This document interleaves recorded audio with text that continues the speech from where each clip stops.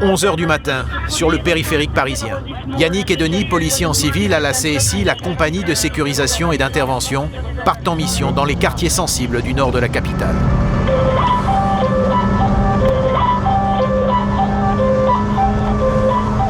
Soudain, une sirène retentit sur la fréquence de la police. Il s'agit d'un appel général uniquement utilisé en cas d'extrême urgence. Un individu armé qui aurait pris la fuite vers le périphérique. Il y aurait eu échange de coups et pas de coups. Qu'est-ce qui se passe, Yannick, là? On a eu un braquage de bijouterie sur le 13e avec 2 motos en fuite sur le périphérique. Donc si ça remonte sur le nord de la capitale et sur les secteurs nord-est de Paris, on va aller se positionner sur une porte. Le braquage est produit à l'autre bout de Paris. Mais les 4 malfaiteurs ont pris la fuite par le périphérique en direction du nord de la capitale, la même où patrouillent Yannick et Denis. Alors, ils tentent un coup de poker. Ouais, pour le VMA, on va se mettre porte de la Villette. Se placer en embuscade, porte de la Villette, en espérant que les braqueurs empruntent cette sortie. L'objectif, c'est d'essayer de voir s'ils arrivent par ici. On a des secteurs assez criminogènes sur le nord-est et la banlieue nord-est de Paris, donc il est déjà arrivé que ça revienne par ici. Encore quelques secondes d'attente, et Yannick va savoir si son pari est payant. J'ai des effectifs à la courette, un pont de Pantin derrière les auteurs. Yannick a eu du flair. Les braqueurs sont bien remontés dans leur direction, mais ils sont sortis porte de Pantin, à seulement une porte de là. Yannick et Denis foncent pour tenter d'intercepter les criminels. Trace tout droit en tête. Il y a un moto qui est par terre. 2 des 4 braqueurs ont perdu le contrôle de leur moto et sont partis en courant. L'accident vient de se produire. Les truands sont forcément tout près. Va tout droit, ils ont tracé. Cours, tu sors. La course-poursuite s'engage.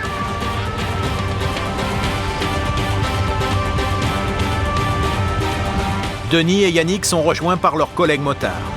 C'est où? Les policiers savent que les premières minutes de la traque sont capitales. Plus le temps passe, moins ils ont de chances de rattraper les braqueurs. Par là-bas.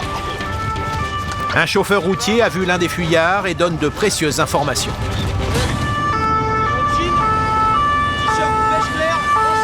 Pour cette chasse à l'homme, la police sort les grands moyens. Un hélicoptère suit le déplacement des braqueurs et informe les policiers. L'un des suspects a été repéré à proximité d'un gymnase, à moins de 100 mètres. Le criminel est maintenant poursuivi par une quinzaine d'hommes qui ratissent le stade et ses environs. Bouge.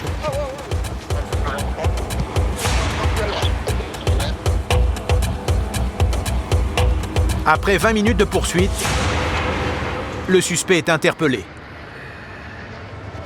Pour tenter de masquer sa fuite, l'homme s'était déguisé en animateur sportif en empruntant une chasuble. Heureusement, un témoin avait repéré son petit manège et a prévenu ce policier. Et après le mec il dit moi j'ai vu que c'était pas un animateur, il dit je l'ai enlevé chasuble, je lui ai dit qu'il dégage. Il a proposé de l'argent au mec en disant protège-moi, il fait une grosse connerie, machin et tout. C'est vrai? Ah ouais, c'est le témoignage, c'est qui c'est ce que me dit un des animateurs là. Et après donc le mec il s'est barré, il est rentré, les mecs l'ont suivi. L'homme interpellé a 24 ans. Les policiers de la CSI le connaissent bien. Ils l'ont arrêté pour la première fois alors qu'il n'avait que 16 ans. Depuis, avec 37 condamnations à son actif, ce jeune délinquant est devenu un spécialiste des vols avec violence. Comment vous l'avez interpellé? Il s'était réfugié avec des gosses, il était rentré dans le gymnase, il avait pris des gosses à côté de lui là, il est style de rien et quand il nous a vus, il a commencé à prendre la courette et on l'a chopé. T'inquiète, ça ne bouge pas toi. Ouais, ça fait plaisir. C'est pour ça qu'on fait ce boulot là quoi. Moi j'avais un sac. C'est pas choper les mecs comme ça. Pour l'instant, un seul des 4 braqueurs a été interpellé. Et les armes ayant servi au braquage n'ont pas été retrouvées. Mais pour Yannick et tous les autres policiers, il s'agit d'une première victoire. Bon bah là, ça a payé pour nous, on est plutôt contents, plutôt satisfaits quoi. Parce que des braqueurs de bijouterie, on n'en fait pas tous les jours. Ça s'est bien goupillé, tout le monde a été super actif, donc c'est une belle affaire. Durant toute la poursuite, les ouvriers de la porte de Pantin étaient aux premières loges. Ils n'en reviennent toujours pas. Est-ce que vous faites de l'animation là? Ah, il y a de l'action là. Ouais. Il y a de l'action. Non mais. On voit toujours à la télé, on a vu avec le peuple des idées. On dirait c'est pas un bien, film. mais On entend les motos, on entend les policiers, c'est impressionnant quoi, ouais. Un peu. Mais bon, c'est Paris hein. Cet ouvrier n'a pas perdu une miette de la scène.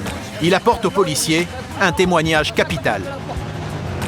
Il l'a vu partir avec le sac rouge, le mec. Rouge et blanc. Il y avait un sac, on dirait tu sais, une sacoche de fusil à pompe. Ouais. Bah, il s'est barré comme ça par là. Et effectivement, dans un fourré près du gymnase où a été interpellé le suspect, les policiers retrouvent la housse décrite par le témoin. On touche à rien, on met tout le temps une collègue ici. C'est un fusil à pompe canoncier. C'est une arme qui est courte mais très puissante. Et vous voyez, il y a une douille qui est approvisionnée à l'intérieur, non percutée. Et donc potentiellement très très dangereuse. Donc là, elle est vraiment prête à tirer. Ah ouais, elle est super dangereuse. Un peu plus loin, les policiers retrouveront également cette hache, une arme beaucoup plus rustique, très prisée par les braqueurs. En général, ils arrivent, ils cassent le présentoir vitré à la hache, et puis bon, voilà, ils ont des grands sacs de sport, ils font des mouvements amples, ils mettent tout dans les sacs de sport et ils se cassent. Les fusils à pompe sont faits pour dissuader les gens de s'approcher. Après la découverte de ces précieuses pièces à conviction, les bonnes nouvelles s'enchaînent pour les enquêteurs. Quelques minutes plus tard, ils apprennent qu'un deuxième suspect a été arrêté. Les policiers comptent sur l'audition des 2 braqueurs interpellés pour identifier leurs 2 complices toujours en cavale. Ils risquent tous 20 ans de prison. À l'autre bout de Paris, le couple de bijoutiers victimes du braquage est encore sous le choc.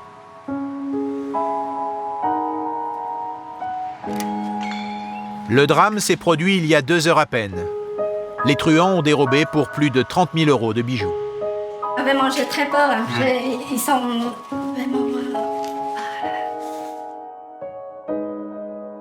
Il a donné coup de pied très fort dans la porte, 2 fois. Moi, j'ai envie de sortir. Après, il m'a poussé là, je suis tombée par terre là. Le monsieur, il est toujours dans l'atelier. Il a dit, laisse tomber eux qui ramassaient. Il m'a tiré dans un coin. On a fermé la porte, ça. Tous les 2 là-dedans. Ils ont fermé la porte. Ils me tapaient, mais parce que la porte, c'est trop dur, ils fermaient. Comment vous vous sentez maintenant? Oh non, c'est toujours... C'est pas encore calmé, vraiment, j'ai trompé. Cette bijoutière n'est pas un cas isolé. Depuis quelques années, les criminels ne s'attaquent plus aux grosses bijouteries. Ils préfèrent braquer les petites boutiques au système de sécurité moins sophistiqué. En avril dernier, au cours d'un braquage qui a mal tourné, un petit bijoutier parisien a été abattu par ses agresseurs. En 2010, les braquages de bijouterie ont augmenté de 40% dans la capitale. Paris. La ville lumière est la plus visitée au monde. Près de 30 millions de touristes chaque année. C'est plus de 12 fois la population parisienne. Autant de cibles potentielles pour les voyous en tout genre. Plan ensemble. Regarde-vous. 4 unités spécialisées de la préfecture de police traquent sans relâche ces délinquants. C'est bon, viens.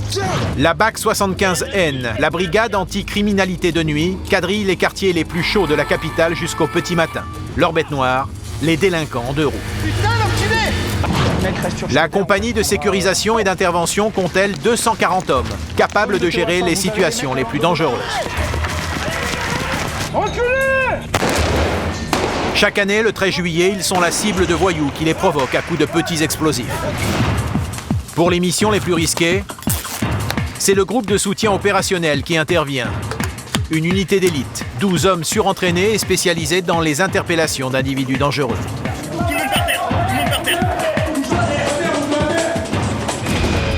Autre unité spéciale, les hommes de la brigade des réseaux ferrés. Inlassablement, ils chassent les pickpockets dans le dédale des couloirs du métro parisien. Donne, dépêche-toi. Vous avez des pickpockets qui étaient derrière nous. Et ils vous ont pris quelque chose. C'est mon porte-monnaie. C'est votre porte-monnaie? Pendant plusieurs mois, nous avons partagé les missions à haut risque de ces policiers toujours en alerte.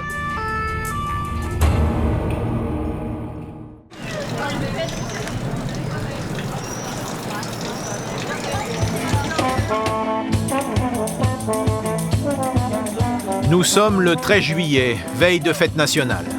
À Paris, comme partout en France, les balles des pompiers battent leur plein dans une ambiance bon enfant. Mais pendant ce temps, certains quartiers de la capitale s'embrasent. Les voyous parisiens ont trouvé un nouveau jeu pour provoquer la police. C'est pour faire quoi? C'est pour s'amuser? Ils s'amusent toute l'année avec nous. Nous, un jour, on s'amuse avec eux. Un jeu pour le moins dangereux qui consiste à viser les policiers avec des feux d'artifice. Les accidents ne sont pas rares et virent même parfois au drame. L'an dernier, une vieille dame a péri brûlée vive dans son appartement à la suite d'un tir de mortier. Dès le début de l'après-midi, la compagnie de sécurisation est sur le pied de guerre. Elle s'apprête à vivre l'une des plus longues nuits de l'année. Ensemble au commandement repos. Bravo 1, Bravo 2 sur le 18. Bravo 3, Charlie 1, 19. Charlie 2, Charlie 3, 20e. Une dernière précision, énormément de cocktails Molotov ont été saisis dans les cités par des collègues locaux. Faites très attention, si on vous annonce des véhicules en feu, c'est à coup sûr un piège. 21h, début de mission pour Pierre, policier à Paris depuis 10 ans. Ce soir, lui et ses hommes vont devoir sécuriser les 3 arrondissements les plus chauds de la capitale, dans le nord de Paris. Pour l'instant, tout est calme, tout se passe bien. On nous signale déjà quelques tirs de feu d'artifice, mais rien de bien grave. Mais Pierre sait que le calme sera de courte durée. Il tient à nous montrer comment les délinquants détournent les feux d'artifice pour agresser les forces de l'ordre. Vous voyez là, vous avez le truc typique. Donc c'est normalement quelque chose qu'on plante dans la terre et qu'on allume et qui doit faire donc un feu d'artifice. Là, quand vous le prenez comme ça, que vous le tirez à tir tendu, bah voilà ce qui part. Vous avez une boule de feu comme ça qui part. Ça, vous le prenez en tir tendu sur vous, ça peut vous blesser très grièvement. Pour éviter que la soirée ne dégénère, la première mission de Pierre est d'empêcher les voyous de s'approvisionner en mortier. Pour la Bravo 11, donc Théo Alpha, donc vous pouvez nous rejoindre au 21 Borpel. Motif? On a un magasin qui vend des mortiers sans autorisation là. Aussi étonnant que cela puisse paraître, en France, n'importe qui peut acheter des mortiers et autres feux d'artifice. Ils sont en vente libre. Mais durant le mois de juillet, à Paris, un arrêté préfectoral interdit aux commerçants de les vendre. Tous ne respectent pas la loi. Manifestement, vous vendez des artifices. Vous connaissez la réglementation sur les ventes. Donc j'ai un pyrotechnique. Monsieur, je ne parle pas à vous, je m'imagine le gérant, c'est vous. D'accord. Moi, c'est associé. D'accord. Alors ça, c'est interdit. Du 1er au 31 juillet de l'année. D'accord. C'est interdit. Donc vous allez me sortir tout ce que vous avez en artifice là. Vous me le mettez là. Moi, j'ai pas vendu un mineur. Je vends pas un mineur. Qui vous a parlé mineur? C'est interdit du 1er au 31 juillet. Est-ce que j'ai bien été clair? Est-ce que j'ai été bien clair ou pas? Vous savez à quoi ça sert ça le 13 juillet, monsieur, et le 14 juillet, dans ces quartiers ici? C'est dans le ciel, non? Ouais, bien sûr. Ça sert à tirer sur les policiers. Allez, vous me sortez tout ça là. Le commerçant tente de minimiser les faits, mais il devra payer une amende de 1 500 €. Et pour ce soir, Pierre ne veut prendre aucun risque. Là, c'est fini pour ce soir. Vous baissez le store. Et terminé. Le magasin restera fermé jusqu'au lendemain matin. 21h30, Pierre et ses collègues reprennent leur patrouille. Soudain, c'est un colis suspect qui attire leur attention. Oui, non, mais il y a surtout des trucs en plastique qui sont coincés là sous le camion. Selon les hommes de la CSI, cette boîte vide serait une sorte de message pour prévenir les policiers de ce qui les attend ce soir. D'après eux, le message pourrait venir de ces 4 jeunes sur la gauche de l'écran. Repérés, ils prennent la fuite, non sans lancer quelques insultes à l'attention des policiers. Trop tard pour engager la poursuite. Venez me voir, jeune homme. Venez me voir. Jeune homme, je vous parle. Ça va, monsieur? Je rentre chez moi là tout de suite. Mais Pierre profite de la présence d'un autre jeune du quartier pour tenter d'obtenir quelques renseignements et à son tour, faire passer un message. Ce soir, on veut une soirée tranquille, d'accord? Donc vous allez aller voir vos petits amis qui s'amusent à partir en courant. Dès qu'ils nous voient, j'ai pas que ça à faire. Je vais pas passer ma soirée à courir après des gamins. Monsieur, je suis là. Regardez-moi, d'accord? Donc regardez-moi quand je vous parle. D'accord? Arrêtez de rigoler. Arrêtez de rigoler. Je rigole pas. Arrêtez de rigoler. C'est n'importe comment vous connaissez. Arrêtez de rigoler déjà. D'accord. Très bien. Bon, vous allez passer le message à tout le monde. Ce soir, je fais une soirée tranquille. je fais passer le message, mais je pense pas, franchement. Vous pensez que ça va se passer comment alors? Moi je pense que ça va être une galère. C'est-à-dire? Il y aura le CRS, tout ça va être une galère, mortier. Ah ouais? Et vas-y, c'est eux, ils vont pas s'arrêter. Donc là, ils ont tout ce qu'il faut et ça va être encore la fête, quoi, c'est ça? Non, ils ont des mortiers, ils ont des trucs comme ça, c'est rien. C'est rien? On voit que vous en avez jamais pris dans les jambes ou sur la tête. C'est quoi? Voilà, donc un mortier en fait de calibre 40 mm, c'est-à-dire quasiment le même calibre que ça, avec 12 bombes à pouvoir projeter. Ça, c'est 7 mètres distance de sécurité, ça 15 mètres. Ce qui veut dire en fait l'impact est doublement plus fort que celui-ci. Plus l'effet incendiaire évidemment. Le ton est donné. Les jeunes du quartier veulent en découdre. Et ils ont déjà préparé le terrain en vue de leur affrontement avec la police. Donc voilà, ils ont déjà décelé le système de sécurité pour mettre la rue dans le noir. Et comme les petites rues qui sont derrière sont des rues très étroites, déjà sombres naturellement, on n'y verra rien. Les cibles favorites de ces délinquants, les policiers bien sûr, mais aussi les pompiers et même parfois leurs propres voisins. Ils ont juste ouvert la porte et jeté dedans. C'est pas normal. Il y a quelques minutes, dans ce quartier populaire, des jeunes viennent de tirer au mortier sur la vitrine de ce restaurant. 23h, les hostilités commencent. On va traiter René Binet et ensuite on va aller sur Raymond Queneau où on a une cinquantaine d'individus qui commencent également à dégrader la rue. Donc ça y est, la nuit est tombée. Il y a des appels de renfort un peu partout, ça commence à exploser tout azimut. La soirée commence réellement maintenant. Théo Victor de Théo Alpha sur place, on a déjà les pompiers en intervention. Ok les gars, vous casquez. Ok, on casque. Des voyous ont dressé des barricades de poubelles en plein milieu d'une rue avant d'y mettre le feu. Leur but, attirer pompiers et forces de l'ordre dans un guet-apens. Alors là, c'est des feux d'artifice et des tirs de mortier qui doivent être tirés d'un peu plus loin. Vous les voyez là-bas. Pour l'instant, ils sont tirés en l'air, donc ça a l'air d'être assez festif, on va dire. En fait, ça, c'est pour nous attirer. Dès que les forces de police vont s'approcher, en tir en l'air, on va passer en tir tendu sur nos effectifs. Pour permettre aux pompiers de travailler en toute sécurité, Pierre et ses hommes se rapprochent au plus près des délinquants. Objectif, faire cesser les tirs et tenter de les interpeller. Alors, les mecs sont derrière, sont juste derrière le grillage là, d'accord ? Un groupe de tireurs a été repéré à l'autre bout de la rue. Pierre divise son unité en deux pour tenter de les prendre au piège. On va aller se mettre à l'angle là-bas. La une, elle va aller se positionner juste dans la pénombre là-bas. Et si les mecs restent sur Schneider, on les prendra en tenaille. Ok ? Allez, c'est parti. Le groupe de Pierre progresse prudemment. Ils savent qu'à tout moment, une embuscade est possible. Bravo une de Théo Alpha. Vous avez les mecs à l'angle de... Et quelques secondes plus tard... Allez, go! On avance, les gars, allez! À l'angle de la rue, les policiers tombent sur une dizaine d'adolescents. Ils sont immédiatement contrôlés. 2 d'entre eux sont particulièrement jeunes. Et toi, quel âge as-tu, mon ami? 12 ans. Il est 23h passé, il y a des tirs. T'as strictement rien à faire ici, d'accord? T'habites où? Ils se retrouvent engrainés avec des plus grands 15-16 ans qui leur font faire tout et n'importe quoi, sachant qu'ils sont totalement irresponsables pénalement. En général, c'est plutôt eux qui sont mis en avant parce que s'il y a des interpellations, ça ne va pas chercher bien loin. Donc voilà.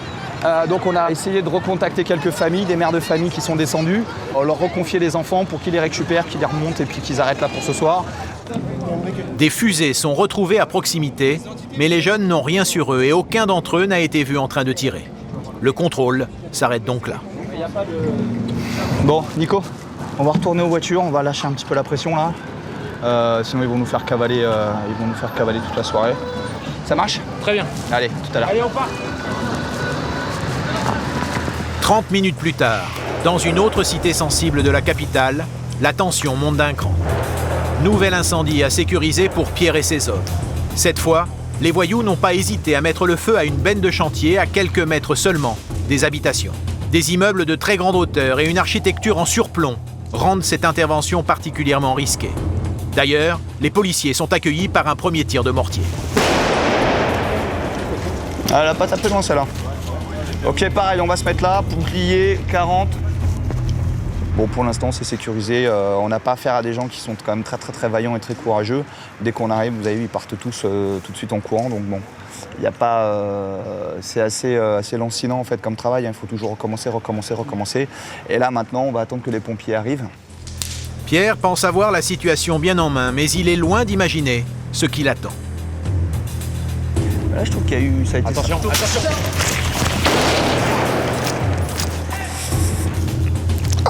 Une fusée de mortier explose à quelques centimètres de notre caméraman et blesse sérieusement Pierre à la main. Putain merde. Allez, on reste pas là les gars, on va bouger. Protégez-vous derrière les murs les gars. Restez pas des cibles là. Donc vous voyez, quand je vous disais que c'était des produits qui étaient qui pouvaient être dangereux, qui brûlaient, bah voilà, vous en avez la preuve. Donc on va pas rester là. Le problème c'est qu'il va falloir sécuriser l'action des pompiers, donc la caillasse encore. Restez pas au paquet, on se fait canarder là. Encore. Malgré ses gants de protection, la blessure de Pierre est sérieuse. Il est brûlé au 2e degré. En 2008, l'un des collègues de Pierre a été atteint par un tir de mortier en plein visage. Il a perdu un œil. Ok, il y a du monde chez nous là-bas. Malgré le danger, les pompiers doivent éteindre l'incendie. Pour se protéger des tirs et des caillassages, ils s'abritent sous les échafaudages. La cité est trop grande. Impossible pour Pierre et son équipe de localiser les auteurs des tirs de mortier. Ils partent pour une autre urgence qui, cette fois, va les conduire directement au contact de leurs agresseurs. Sur le 18e arrondissement, les agents de la ville qui ont voulu fermer le square ont été pris à partie. Il y a des collègues de chez nous qui se sont rapprochés, on s'est fait caillasser un véhicule. Donc là, on va aller en soutien. De l'autre côté ? Ouais, on va aller en soutien de nos effectifs. 2h du matin, le nord de la capitale s'embrase. Plus la nuit avance, plus les voyous montent en puissance. Chaque cité essaie de faire plus fort et si possible plus mal que la cité voisine. Allez, arrête ! Derrière les bouclards !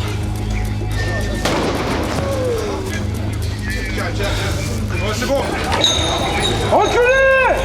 On a accompagné les effectifs du 18e. On a chargé sur la rue Léon, on a fait descendre les mecs sur plus loin que Doudoville, sur Ordonner. Et en fait, ils gravitent autour des forces de police et des pompiers. Pour l'instant, le secteur est redevenu calme, le feu éteint, il n'y a plus de soucis. Ça va être ça toute la soirée, hein. On va jouer à Catch Me If You Can. Le bouclier arrière reste ici en protection arrière. Bouclier arrière ici. Dans cette zone sensible du nord de Paris, les voyous ont franchi un degré supplémentaire sur l'échelle de la délinquance. Après les poubelles et les bennes de chantier, ils ont mis le feu à des scooters en plein milieu d'une rue. Ouais, Théo Victor, un groupe de jeunes gens, ils sont partis à l'intérieur. Mais cette fois, les policiers ont repéré les délinquants. Ils ont pris la fuite dans cette cité. C'est ouvert ? Immédiatement, Pierre et ses hommes les prennent en chasse. Attention aux projectiles !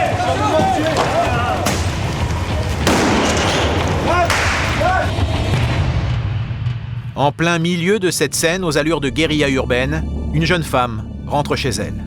À quelques secondes près, la fusée lui explosait en plein visage et l'aurait probablement défigurée.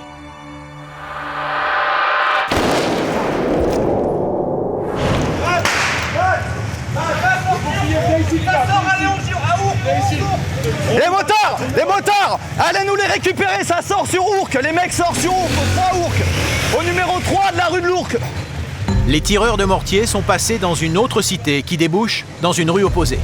Les motards vont tenter de les prendre à revers, tandis que Pierre et Hervé vont les traquer directement au cœur des HLM. Ça s'est réfugié là, tu vois, c'est ouvert. Et t'as un mec qui est là. C'est rentré dans le 2e hall. Le 1, 2, 3e. 3e hall.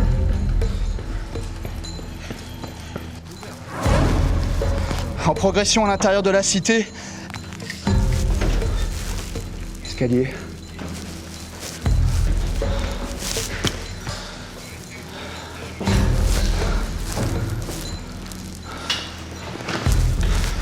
Comme ils habitent dans les lieux, il suffit qu'ils remontent les escaliers, rentrent chez eux et puis voilà, c'est terminé. Donc on essaye de venir le plus rapidement possible, mais comme vous pouvez constater, c'est pas évident quoi. Pour Pierre et ses collègues, tout espoir de retrouver un des tireurs de mortier semble perdu. Mais en sortant de la cité, ils aperçoivent 2 tireurs isolés à quelques mètres seulement. Enculé. Là, récupère-la, récupère-la. Sors. L'un des 2 délinquants est interpellé, mais le deuxième reste introuvable. Je vais pas à l'autre. Heureusement pour nous, ils ne sont pas toujours très intelligents. Il est resté sur place avec ses copains. En prospectant aux alentours, on a retrouvé un gros stock de munitions. Et le mortier lanceur était là, et les bombes étaient dissimulées à l'endroit où je les ai vu les poser. Voilà, là c'est abouti. J'ai rien fait, monsieur. Ce que je supporte pas, c'est qu'on l'a vu faire, et qu'il me dit les yeux dans les yeux, je te jure que je n'ai rien fait. Ça coûte quoi d'assumer? Tu peux me le garder une seconde? Le jeune homme est placé en garde à vue. Il sera libéré au bout de 24 heures et convoqué dans quelques mois devant le tribunal correctionnel pour y être jugé. Il risque 3 ans de prison et 45 000 € d'amende.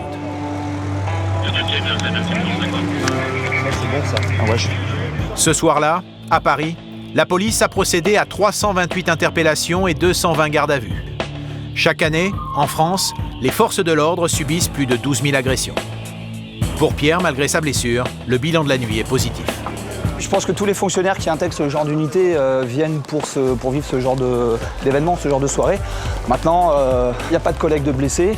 Il y a des interpellations qui sont faites. Pour nous, pour l'instant, c'est une très bonne soirée. Il n'y a pas de souci.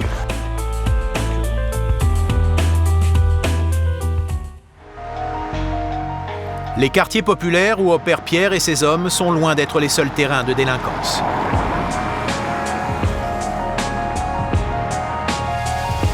L'avenue des Champs-Élysées est un des lieux les plus visités de la capitale.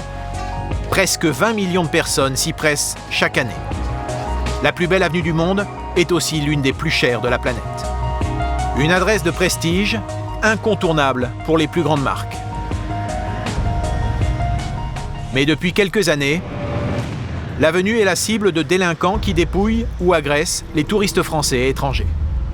Alors, les autorités ont pris des mesures draconiennes et en ont fait l'avenue la plus surveillée de France. Les patrouilles de police sont incessantes, pourtant, certains délinquants sévissent toujours. Ce soir, Laetitia et Joris de la BAC 75N, la brigade anticriminalité de nuit, sont une des équipes en mission sur les Champs-Élysées. Mais le problème, c'est qu'elle n'est plus la plus belle avenue du monde la nuit. C'est devenu le lieu de rendez-vous des groupes à risque. Et justement, une agression vient de se produire. Leurs collègues de la BAC interpellent l'auteur présumé.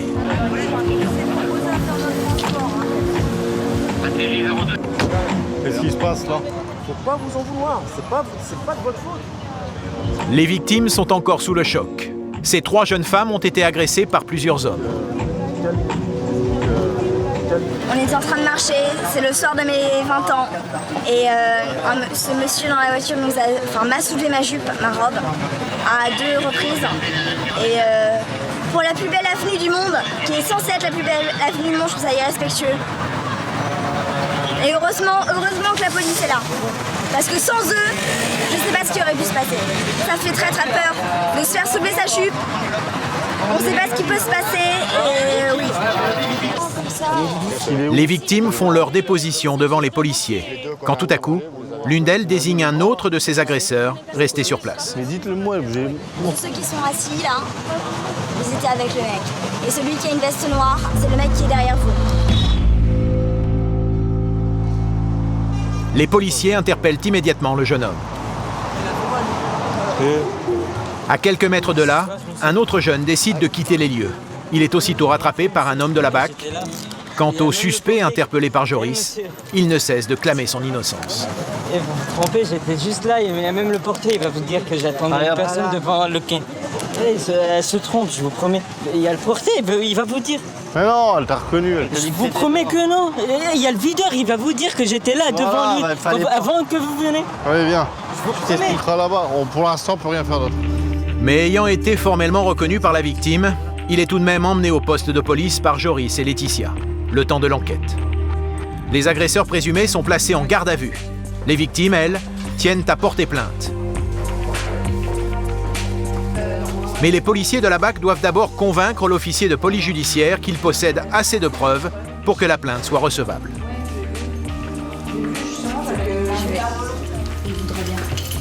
Avant que nous, on les voit, Ils les avaient déjà, voilà. Et ils avaient déjà tenté et posé des mains, parce que j'ai demandé, hein, il y a déjà eu des attouchements avant même que nous on voit la scène. Non, de toute façon, on a une agression à caractère sexuel, c'est une agression sexuelle. Et des attouchements, puisqu'elle s'en plaint, donc on va retenir les deux. Attouchement et agression sexuelle, ouais. Ça marche. Okay. Merci. Merci, lieutenant. Au cours de sa garde à vue, le premier jeune homme interpellé reconnaîtra les faits. Jugé en comparution immédiate, il sera condamné à 3 mois de prison avec sursis. Le deuxième suspect, lui, sera totalement innocenté. La victime a reconnu s'être trompée. Cette agression est loin d'être un cas isolé. Chaque année, on compte plus de 1000 agressions dans le quartier des Champs-Élysées, presque 3 par jour. 1h du matin, dans le quartier très touristique de Pigalle. Célèbre dans le monde entier, le spectacle du Moulin Rouge vient de se terminer. Une soirée magique pour des centaines de touristes venus des 4 coins de la planète. Pourtant, à seulement quelques mètres de là, l'ambiance n'est pas à la fête. Joris, Laetitia et Vincent sont appelés en renfort pour une nouvelle agression. Cette jeune étudiante islandaise vient de se faire arracher sa valise et son sac à main. Quelques mètres plus loin, un autre équipage de la BAC interpelle le voleur présumé. Le gars a tenté de lui voler son sac. Allez-y, mademoiselle. D'accord. Avant d'être arrêté, le suspect s'est débarrassé d'une partie de son butin. Joris et son équipe repartent sur les lieux de l'agression à la recherche des affaires manquantes.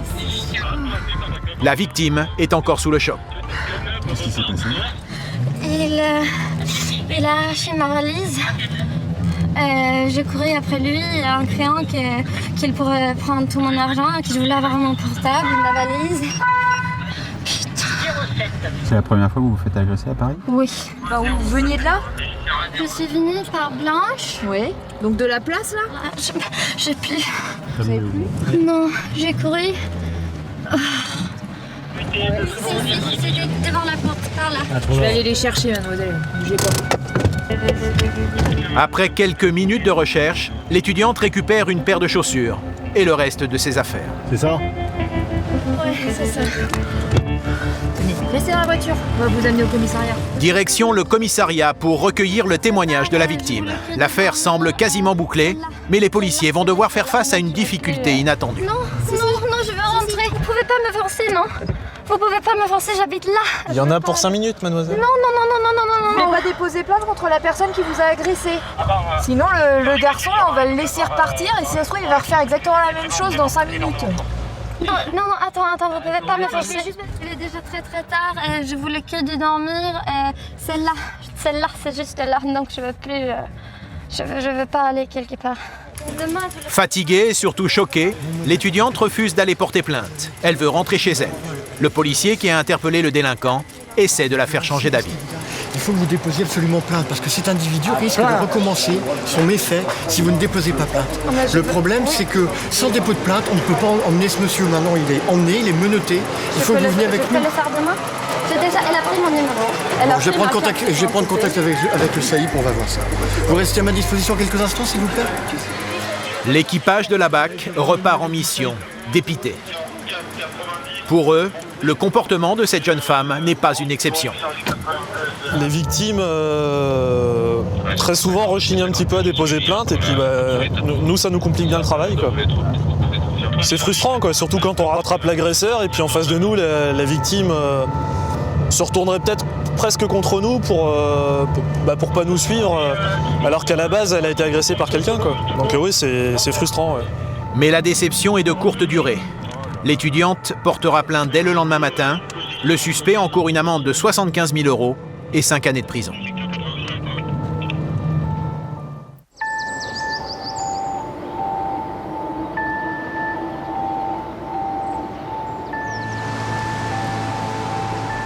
Quelques heures plus tard, au pied du Sacré-Cœur, le quartier de Montmartre est un des plus prisés des touristes, notamment pour la vue panoramique sur tout Paris. Mais les vacanciers ne sont pas les seuls à profiter du paysage. À peine à l'écart, un groupe de jeunes Parisiens en train de tranquillement rouler et fumer du cannabis à la vue de tous. La conversation s'engage et visiblement, ils servent également de rabatteurs. Il fallait combien, mon pote? Hein? Il fallait combien? 60. Tu vas rue. Ok. C'est cool. Bon, bah merci. Un des jeunes nous indique une adresse à 5 minutes à pied où nous pourrions trouver du cannabis à acheter. Et nous n'allons pas chercher très longtemps. À peine arrivés dans cette zone encore très touristique, nous sommes accostés par un homme sur un banc. Ouais. Qu'est-ce que t'as à me proposer? Un peu chichon. Hein?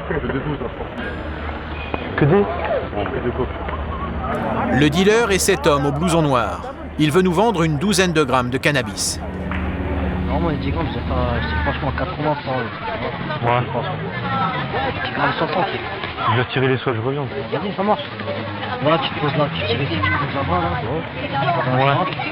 Et moi, je t'envoie direct. Vas-y, ça marche. Nous ne donnerons pas suite à la proposition du dealer. Comme lui, ils sont nombreux à profiter de la présence des touristes pour trouver de nouveaux clients. Pour tenter d'enrayer ce phénomène, les forces de police traitent le mal à la racine et s'attaquent aux grossistes qui alimentent ces petits dealers. 11h du matin, base de Paris-Bessières. Le GSO 75, groupe de soutien opérationnel, se prépare à partir en mission. Le GSO est une unité d'élite, 12 hommes triés sur le volet, spécialement entraînés pour les interpellations dangereuses. Aujourd'hui, Sidi et ses collègues partent rejoindre d'autres policiers pour une opération à haut risque en proche banlieue parisienne. On a besoin de vous sur cette opération-là.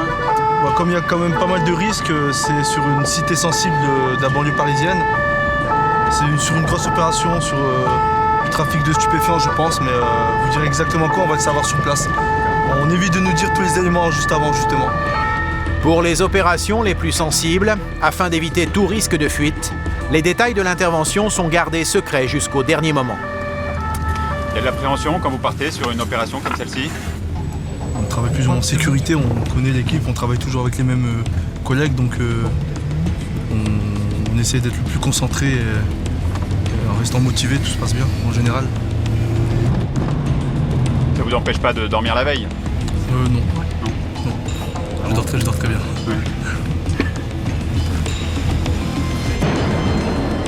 Arrivé au commissariat, le GSO retrouve les autres services de police pour le briefing. Au total, plus de 50 policiers sont mobilisés. À leur tête, Jérôme Clément, le commissaire qui dirige l'opération. Je suis très content d'avoir le GSO 75. Bon, c'est affaire à des gens professionnels qui ont un objectif, c'est maîtriser maîtriser totalement la pièce qui va être investie. Voilà, c'est assurance sur risque pour moi. Le but de cette opération d'envergure, interpeller un fugitif en Seine-Saint-Denis. Condamné à 4 mois de prison pour trafic de drogue, l'homme s'est soustrait à la justice. On a un objectif que les Courneuviens connaissent bien, donc gros trafiquant de stupes, gros calibre sur la Courneuve. Il monte en puissance, il n'y a pas beaucoup de services qui travaillent dessus. C'est l'homme le tout puissant à la Courneuve dans le trafic de stupes. Donc je veux de la rigueur, je veux évidemment toutes les mesures de sécurité, gilet pare-balles, et surtout respect strict des instructions pour qu'il n'y ait aucun souci de notre côté. À l'intérieur du restaurant, c'est le GSO 75. Si jamais il y a usage d'armes ou n'importe quoi, le GSO, ils sont préparés, ils sont équipés, ça défouraille pas n'importe comment. C'est le GSO qui intervient, d'accord ? Vous êtes derrière, vous avez un major, voilà, c'est le major qui dicte l'opération à l'intérieur du local. On compte beaucoup sur vous, là. Il y a un peu d'appréhension. Non, pas pour l'instant. Au dernier moment, parce que on peut se louper, il peut y avoir tellement de paramètres qui rentrent en jeu que oui, de l'appréhension, mais une fois qu'on est parti, on est parti. On est entraîné pour ça. Le trafiquant en fuite se sait recherché par la police, mais pourtant, il ne se cache pas. Persuadé d'être intouchable, il continue à vivre tranquillement dans sa cité. Il aurait installé son QG dans un restaurant. Pour l'arrêter, la police compte sur l'effet de surprise.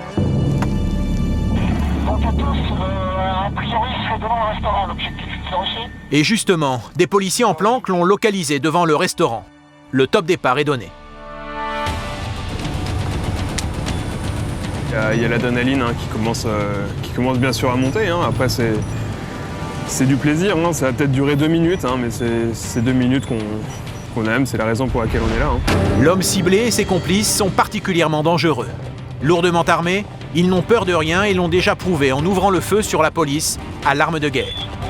Il est 17h, les rues sont bondées, le moindre échange de coups de feu peut virer au carnage. Les policiers n'ont pas le droit à l'erreur, la tension est palpable.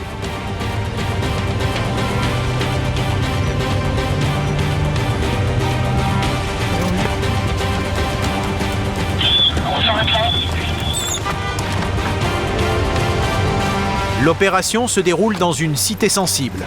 La menace peut venir de l'intérieur du restaurant comme de l'extérieur. Le GSO n'est plus qu'à quelques mètres de l'objectif. L'interpellation est imminente. À peine arrivé, bonne surprise pour les policiers. L'homme est juste devant son restaurant.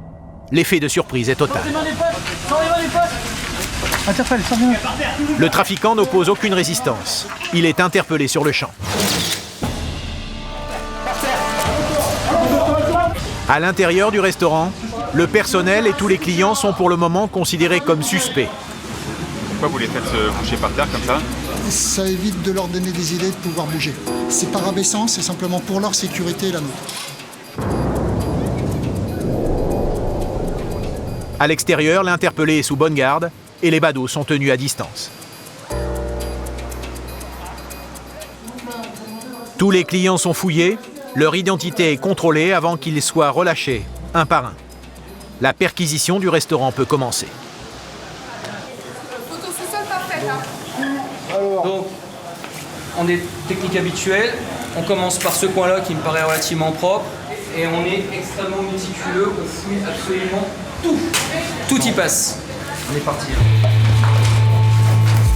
Objectif de la perquisition, trouver de la drogue, des armes ou de l'argent lié au trafic. Le restaurant est fouillé de fond en comble. Ça n'a pas été fait, ça, les copains. Faut me vider tout ça. Sortez-moi tous les bacs, regardez au fond. Déjà d'une, on est en matière de stupéfiants. Deux, on est chez des gens dont un certain nombre de renseignements nous laissent penser qu'ils sont susceptibles d'avoir des armes à feu et on sait qu'ils n'hésitent pas à s'en servir. Donc on a l'occasion de faire une perquisition chez eux, donc on va tout passer au peigne fin. Il est hors de question de laisser une arme traîner entre les mains, ou des munitions, ou éventuellement, et bien sûr des stupéfiants, mais on veut rien leur laisser. Comme l'exige la loi, la perquisition se déroule en présence du propriétaire des lieux. Chaque centimètre carré des cuisines et du sous-sol est inspecté, sans ménagement, une manière de marquer les esprits.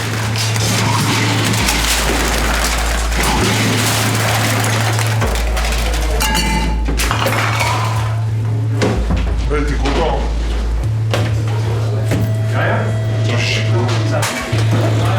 Malgré tous leurs efforts, les policiers vont seulement trouver 800 € en liquide et une petite quantité de résine de cannabis cachée dans ce coffre-fort.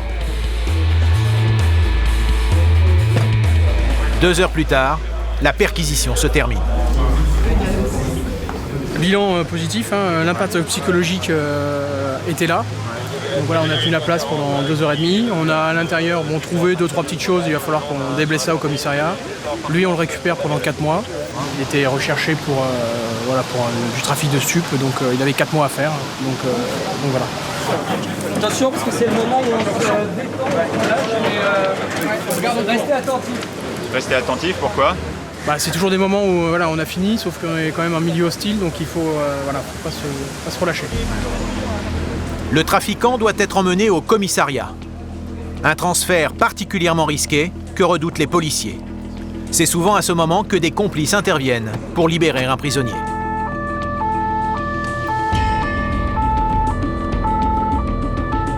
La consigne, ne jamais s'arrêter, être toujours en mouvement pour minimiser les risques d'une attaque extérieure.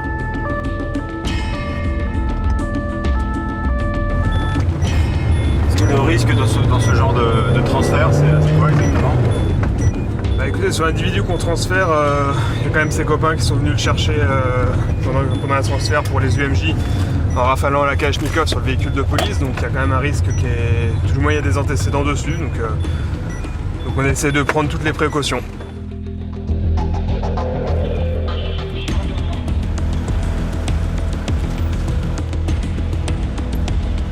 Après 10 minutes de trajet sous haute tension, le convoi arrive enfin au commissariat. Mission réussie pour les hommes du GSO, la tension retombe, c'est le soulagement pour toute l'équipe. Merci à vous, très bien, c'est impeccable, parfait. Je féliciterai vos gars, merci. C'était impeccable, parfait, rien à dire. C'est gentil. Merci beaucoup, merci. Bon retour. Vous êtes content d'eux ? Merci, impeccable, parfait. Très bon boulot. Fin de journée pour le GSO et tous les policiers. Retour dans le centre de Paris. Pour découvrir la ville, les touristes passent une bonne partie de leur journée dans l'un des sites les plus fréquentés au monde. Le métro parisien. 300 stations, 200 km de rails, plus de 4 millions de voyageurs par jour, soit près d'1,5 milliard par an. Autant de proies potentielles pour les pickpockets qui en ont fait leur terrain de chasse favori. Mais ces voleurs ne sont pas les seuls à épier les faits et gestes des usagers.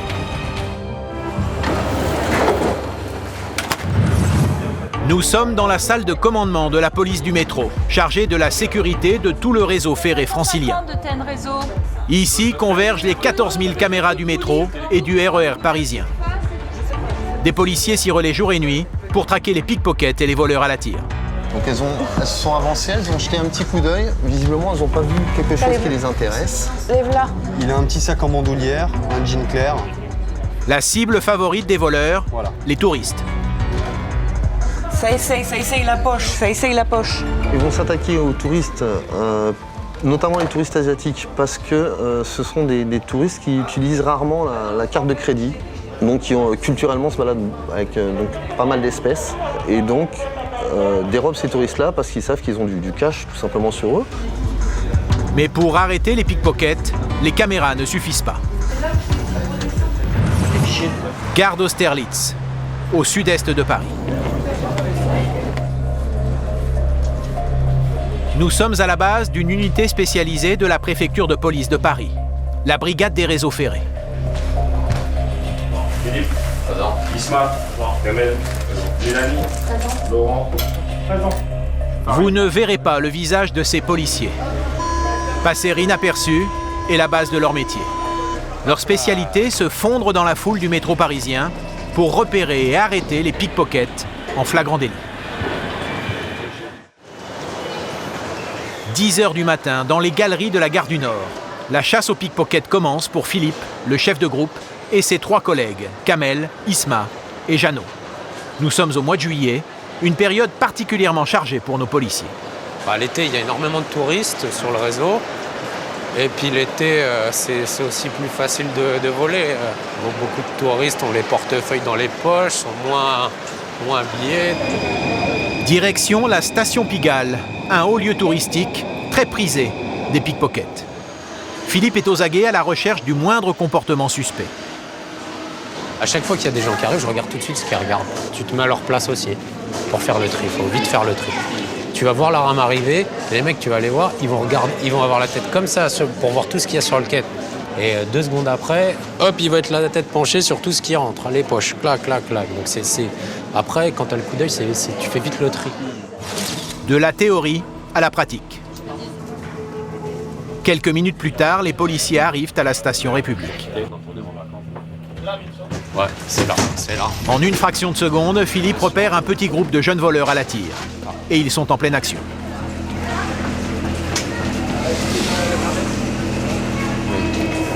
Ça bosse, ça travaille. Allez, vas-y, pète. Allez, on sort. Vas-y. Va prendre la cave, Isma. Dès qu'elle a vu arriver les policiers, la voleuse a relâché le portefeuille. Ça va, les filles? Mais elle a bien été prise la main dans le sac. Les victimes sont une famille de touristes indiens. Okay. They open your bag and try to rob you. So come with me. We are going to check if it's okay for you. Just 5 minutes. We stop the train. Les pickpockets, elles, sont immédiatement placées en garde à vue. Elles seront jugées dans quelques mois devant un tribunal pour enfants. Dans le métro, la chasse aux voleurs est incessante. Retour avec Philippe et ses collègues qui reprennent leur patrouille. Ouais, Isma. 2 petites qui vont peut-être monter. 2 jeunes voleuses à la tire ont été repérées à Barbès-Rochechouart, à une station d'ici. Chaque seconde compte. Pour ne pas se faire repérer par la police, les pickpockets restent très peu de temps au même endroit. Là, ça part dans le couloir. Les voleuses présumées sont déjà reparties dans les couloirs, mais Philippe parvient à les rattraper. Ce sont ces 2 jeunes filles en rose et haut à paillettes. Elles sont accompagnées d'un complice ici, à droite de l'écran. T'as le mec qui essaye de faire un peu le chouf là, et les deux jeunes filles qui cherchent à travailler. Le chouf, c'est le guetteur chargé de surveiller leurs arrières pendant que les voleuses travaillent. Autrement dit, pendant qu'elles fouillent le sac ou la poche d'une victime. Un peu plus loin, les voleurs ont repéré une proie idéale. Ces touristes avec leur sac à dos.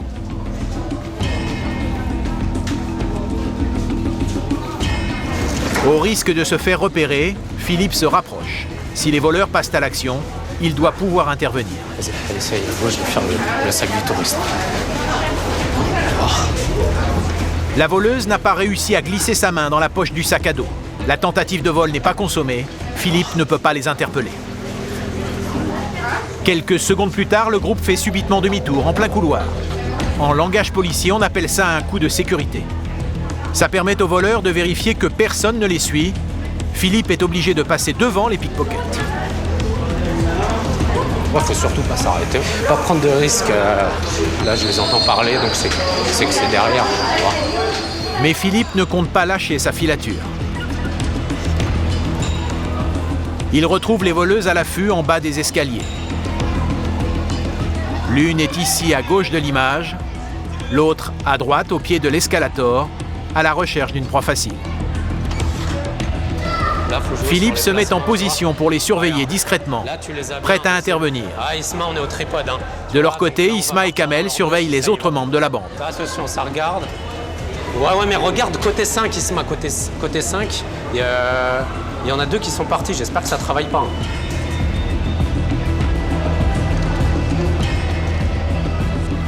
Voilà, la grosse difficulté, c'est de ne pas se faire voir le temps que ça parte dans l'escalier mécanique. Portrait. Tu vois, les touristes, ils sont en train de prendre leur truc, ils laissent les bagages comme ça. Ça y va. Cette fois, c'est parti. Dans l'escalier mécanique, les voleurs sont en pleine action. Philippe les rattrape discrètement. Hop là, ça y est, ça travaille un sac à dos. Vas-y. C'est la jeune femme en rose qui opère. Ici, elle est en train d'ouvrir le sac à dos de sa victime.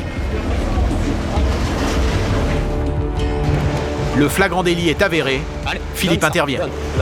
Donne, dépêche-toi là. Elle a travaillé la dame avec le sac à dos là. Isma, la dame qui monte avec les béquilles et le sac à dos là. Isma, de son côté, retrouve la victime, qui ne s'est aperçue de rien. Vous avez le sac ouvert. D'accord, donc il y avait des pickpockets. Et ils vous ont pris quelque chose. Oui, regardez dans votre sac. C'est mon porte-monnaie. Ah, c'est votre porte-monnaie. Et on m'a prévenu. D'accord, donc vous venez avec moi s'il vous plaît. Donc tu vois, faut toujours avoir l'œil, ça va très vite. C'est quand même excitant. C'est pas forcément l'interpellation qui va être excitante, mais c'est tout ce travail de filature, de pas se faire voir, voilà. Bonjour madame. Voilà, vous vous êtes fait voler dans le sac à dos. Bon, est-ce qu'il y a toutes les cartes dedans? Ouais, c'est pour ça qu'au poste de police, on va vérifier. Je pense qu'il y a tout. Elle a eu le temps de rien faire parce que je peux vous les montrer juste ici. C'est 2 jeunes filles et puis le jeune garçon qui sont en appui sur le. Voilà. Donc. C'est une chance. Ouais, bah oui. C'est la première fois que vous vous faites voler un portefeuille, madame? Non, c'est pas la première fois. C'est du service public. Hein. Nous, on est là pour que les gens puissent prendre les transports sans se préoccuper de savoir s'ils vont se faire agresser, voler. Voilà. C'est ce qui est gratifiant aussi. Le vol a été commis en réunion, dans l'enceinte du métro et sur une personne âgée. 3 circonstances aggravantes. En théorie, les voleurs risquent 15 ans de prison et 150 000 € d'amende.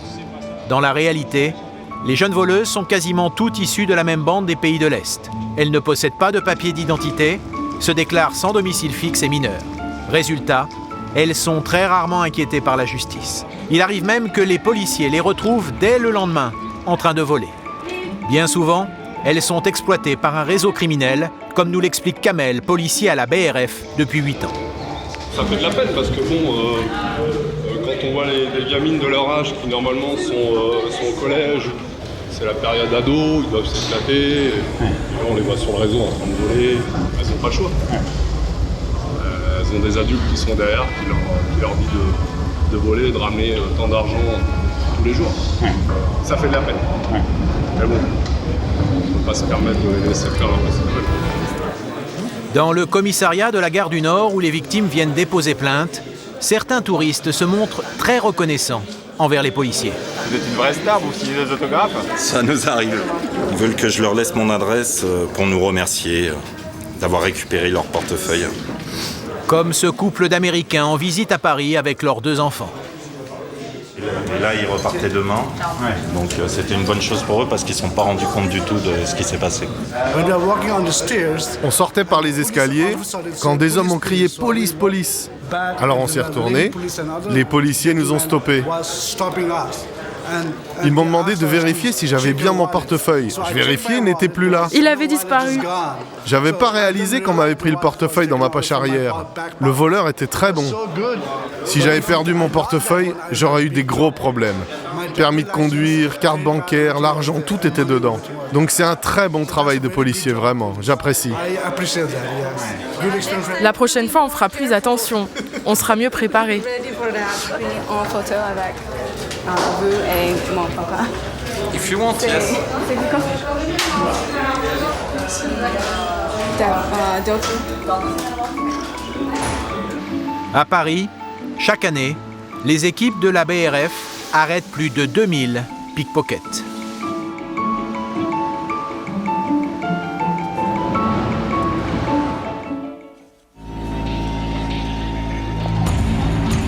Pour la plupart des Parisiens, une soirée d'été est synonyme de détente et de repos. Mais quand la nuit tombe, les hommes de la BAC 75N, la brigade anti-criminalité de nuit, eux, rentrent en action. 23h, Diane part en patrouille avec Val et Alex pour une longue nuit de chasse aux délinquants. Et après seulement 10 minutes de patrouille, Diane et son équipage repèrent 2 jeunes à scooter. Ils roulent sans casque et dès qu'ils aperçoivent les policiers, prennent la fuite sur le trottoir. Putain. Il faut demi-tour, vas-y, ils sont... Putain. Les hommes de la BAC les prennent immédiatement en chasse. Il s'agit peut-être d'un scooter volé ou transportant de la drogue. De faible puissance, le 2 roues est très vite rattrapé par les policiers. D'accord. Ouais, en course-poursuite, derrière 2 individus sur un scooter non casqué. Non casqué sur le 10e Magenta, au niveau de la gare de l'Est. Malgré l'insistance des policiers, le scooter refuse de s'arrêter et prend tous les risques pour tenter de leur échapper. D'abord cette petite rue à contresens. Puis il s'engouffre dans un square où la voiture ne peut pas les suivre. Les policiers sont sur le point de se faire distancer, mais le conducteur du scooter perd le contrôle. Oh, il est tombé. Il est tombé, gros. Vite, là. Bouge pas. Ça va ou pas? Il y a 2 minutes, on était au calme et boum, ça part tout de suite, ça peut partir très rapidement. Diane et ses collègues veulent maintenant savoir pourquoi les 2 jeunes se sont enfuis. Il est pas vous? Ah, il est pas vous, vous l'avez piqué où? Vous l'avez tiré où le scooter? Même pas. Il a qui le scooter? Elle tire à personne. Alors il est venu comment le scooter? Voilà. On cherche une soirée. On l'a pris, voilà. L'un des 2 jeunes hommes reconnaît qu'il a volé le scooter. Mais pour en avoir le cœur net, Diane contacte le service des véhicules volés. Déclaré volé mai 2011. Volé depuis mai 2011. C'est une belle affaire pour la BAC, ça. C'est ce qu'on recherche. Ce qu'on aime, un vol de véhicule, bon bah là il y a une petite poursuite. Les 2 personnes sont interpellées, il n'y a pas de bobos, il n'y a pas de blessés. C'est une bonne affaire. Voilà. À la BAC nuit, c'est souvent quand on s'y attend le moins que l'action surgit. Au moment de partir pour le commissariat, des collègues de Val et Diane repèrent un autre scooter en pleine séance de rodéo. Qu'est-ce qui se passe? Le scooter force le passage. Qu'est-ce qui se passe là? Aussitôt, les policiers se lancent à sa poursuite, précédés par un autre équipage en civil. Il a pris à droite. Putain.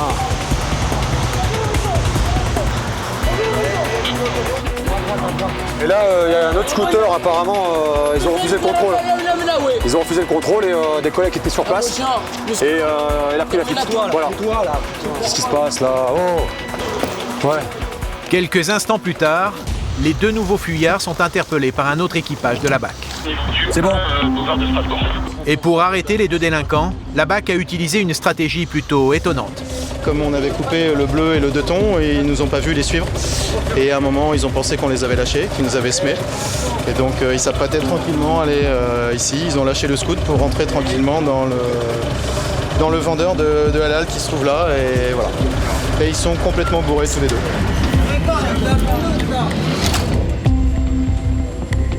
Au cours de leur garde à vue, les 2 jeunes de la première poursuite ont nié avoir refusé de s'arrêter et ont prétendu avoir été percutés par la voiture de police. Pour le vol du scooter, ils risquent 45 000 € d'amende et 3 ans de prison. Comme ces 2 jeunes, de plus en plus de voyous narguent la police en utilisant des scooters plus maniables pour semer les hommes de la BAC. Scooters volés, excès de vitesse, état d'ivresse, ces délinquants cumulent les délits. 56. 34. Les intercepter sans provoquer d'accident, c'est une des missions les plus délicates de la BAC. On dit tu t'arrêtes, c'est tu t'arrêtes. Comme nous l'explique le commissaire Bourde, chef de la brigade anticriminalité de nuit. Alors le risque, c'est effectivement des jeunes, voire très jeunes, sur un scooter sans casque, qui défient la police, parce que dans certains quartiers c'est le jeu, que dans la tentative d'interception, on ait un accident dramatique, comme ça a été le cas à Villiers-le-Bel. Mais arriver effectivement parfois de faire stopper la poursuite pour limiter les risques, risque pour l'individu pourchassé, risque pour les policiers et risque pour les gens dans leur voiture, les piétons. Il faut évidemment en tenir compte. 1 heure plus tard, nous retrouvons Diane, Val et Alex en patrouille sur le périphérique nord. Au loin, ils repèrent un scooter de grosse cylindrée en excès de vitesse. Les policiers décident de le rattraper.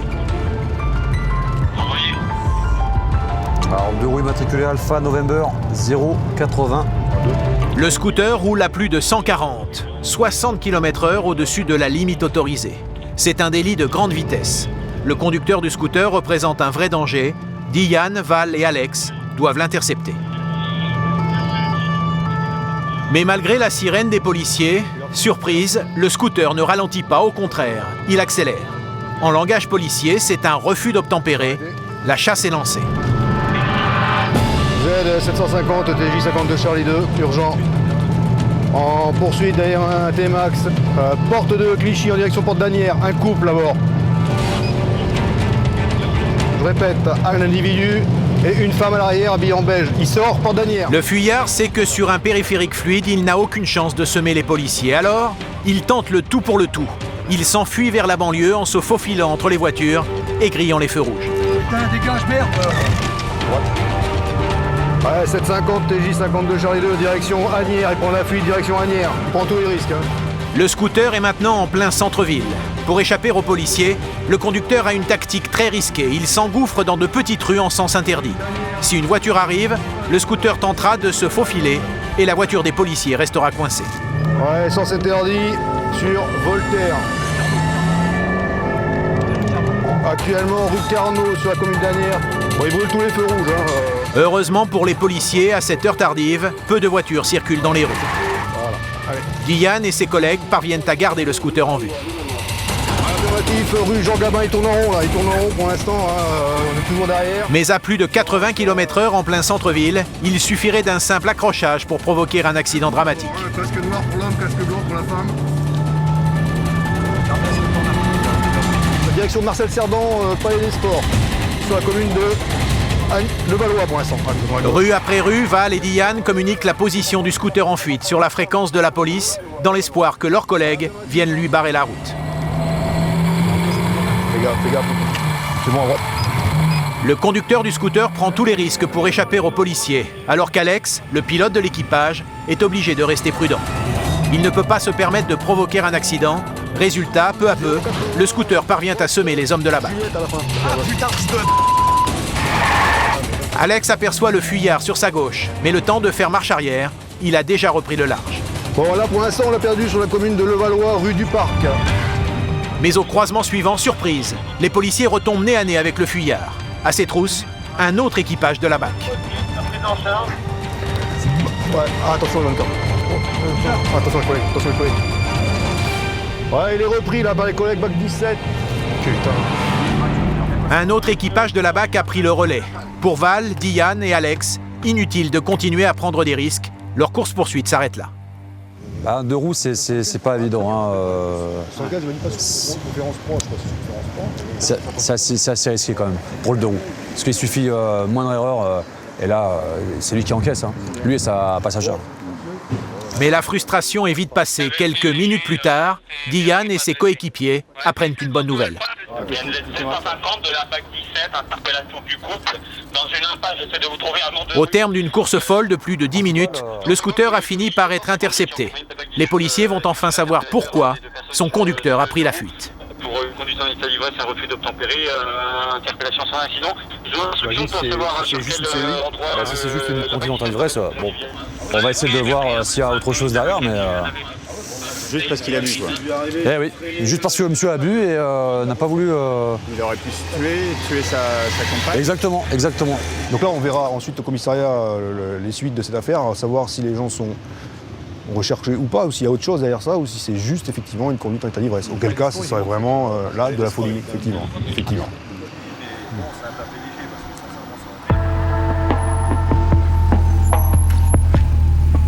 Commissariat du 17e arrondissement.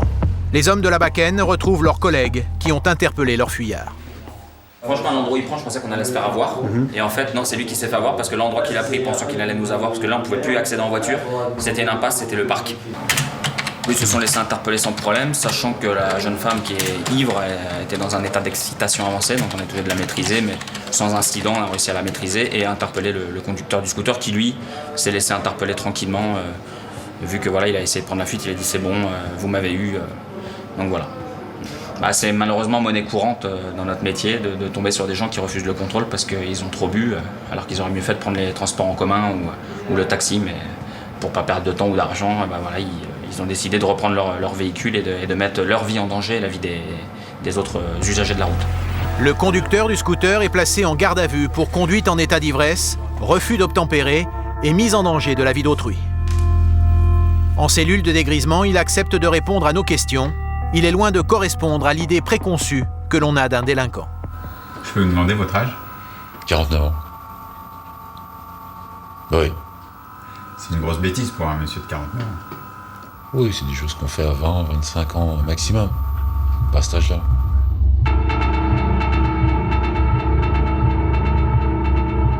Vous vous rendez compte que vous avez pris énormément de risques pour essayer d'échapper à la police ? Ouais, je m'en suis même rendu compte dans certains croisements, oui, bien sûr.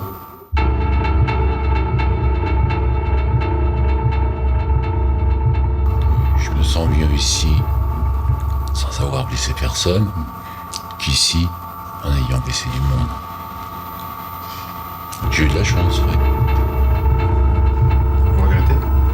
Non, ça sera à refaire, je m'arrête tout de suite. Je prends pas tous ces risques. Ça vaut pas le coup. Ça vaut pas le coup. Et si l'homme a refusé de s'arrêter, ce n'est pas uniquement parce qu'il avait trop bu. Qu'est-ce que vous faites comme métier ? Coursier. Coursier ? Oui. Vous avez besoin du permis ? Oui, vraiment, oui. On va pas chercher des faux fuyants. Faux fuyant, vrai fuyard, l'homme va devoir changer de métier pendant quelque temps. Jugé en comparution immédiate, il a été condamné à 6 mois de suspension de permis, 500 € d'amende et 3 mois de prison avec sursis. Avant d'accéder au centre de la capitale, la majorité des touristes a d'abord un point de passage obligé. Roissy-Charles de Gaulle, 2e aéroport européen. Chaque jour, près de 100 000 passagers, touristes ou hommes d'affaires arrivent ici avant de rejoindre la capitale. Pour les conduire jusqu'à Paris, les taxis parisiens font comme leurs clients, ils font la queue. Ici, 8 à 10 000 chauffeurs se succèdent quotidiennement pour y prendre un client. Les jours d'affluence, l'attente peut durer jusqu'à 4 heures. Alors, plutôt que de patienter comme tout le monde, certains taxis peu scrupuleux trichent et vont cueillir le client directement dans l'aérogare. Dans le jargon des taxis, ça s'appelle un grillage. C'est illégal et sévèrement puni par la commission de discipline des taxis parisiens.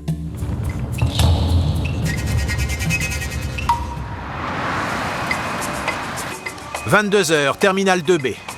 Julia et Sarah sont 2 journalistes de notre équipe.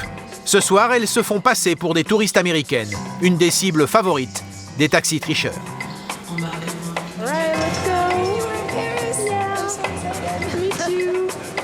Munies de caméras cachées, elles se mélangent au flot des passagers qui descendent de l'avion. Leur objectif, savoir si le racolage par des taxis tricheurs est une pratique courante à Roissy. La réponse ne se fait pas attendre très longtemps. So maybe if we go this way and manage to find one, or otherwise.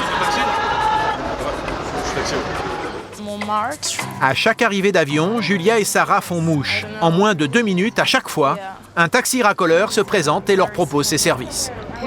Et lorsqu'un taxi tricheur tient une proie facile, il en profite jusqu'au bout. We go for Paris? Yeah, we're going to Montmartre. Yes, I know. Yeah?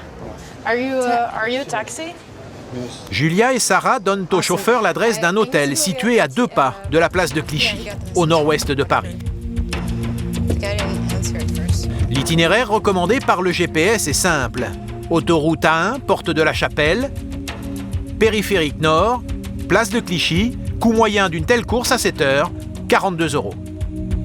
Le taxi de Julia et Sarah, lui, a préféré prendre l'autoroute A3, sortir porte de Bagnolet et rejoindre la place de Clichy par les grands boulevards. Un détour volontaire de plus de 6 km qui rapporte au chauffeur How much more do you need? 55. Thank you. 55 €, c'est 30% plus cher que le tarif normal, soit un bonus de 13 €. Une somme qui peut paraître dérisoire. Pourtant, l'astuce peut devenir très vite rentable. Démonstration. 20 minutes plus tard, nous retrouvons notre taxi resquilleur à Roissy. Il a une nouvelle fois court-circuité les 2 heures d'attente et charge de nouveaux clients, exactement au même endroit. À ce rythme-là, il peut gagner jusqu'à 500 € par jour, soit 2 fois plus qu'un taxi honnête qui fait la queue pendant des heures. De quoi énerver certains de ses collègues. Nous, on attend 1h30, eux, ils chargent en 10 minutes, c'est pas bien. Bien sûr que c'est du vol. Pour moi, c'est du vol. Ça m'écoeure, qu'est-ce que vous voulez que je vous dise? C'est de... Ça me rend malade. On est là, on se regarde, on est impuissant devant cette situation. Il faut trouver une solution à ça. Hein. Parce que ça... Pour traquer ces taxis malhonnêtes, la police a créé une unité spéciale surnommée les Boers. Foued, Stéphane et Marie font partie de cette unité unique en France. Afin de se fondre dans la masse des voyageurs, ils travaillent en civil. 21h. Foued et Marie repèrent 2 hommes au comportement suspect. Oh bah c'est beau, tu vois, on a une brochette. Il n'y a qu'à choisir. Les policiers arrivent juste à temps. Les taxis racoleurs sont sur le point de conclure avec des clients. Pour arrêter les taxis tricheurs, les Boers doivent les prendre en flagrant délit, au moment où ils embarquent leurs clients. Stéphane et son équipe ne les lâchent pas d'une semelle. Reste là, regarde juste. Mais il y a un problème. Le deuxième suspect, l'homme au manteau 3/4, risque de tout faire rater. Il a repéré les policiers et tente de rattraper son collègue pour le prévenir. Stéphane a repéré son manège. Tu le prends, prends-le, chope-le. Sors le 3/4, sors-moi le 3/4 de là, qui vire, qu'il n'aille pas me le prévenir. Tu me le vires. D'un simple geste, Marie arrête l'homme dans son élan. Le premier chauffeur fait monter ses clients dans sa voiture. On le chope à la barrière ou Non, Il ne s'agit pas d'un vrai taxi, mais sûrement d'un transporteur privé. Dans ce cas particulier, il doit pouvoir prouver qu'il a été réservé, sinon il est bien en infraction. Il roule?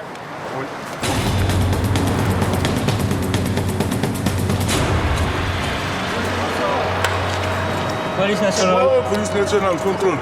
Contrôle. Est-ce que vous êtes réservé pour ce monsieur-là? Non, je ne suis pas réservé.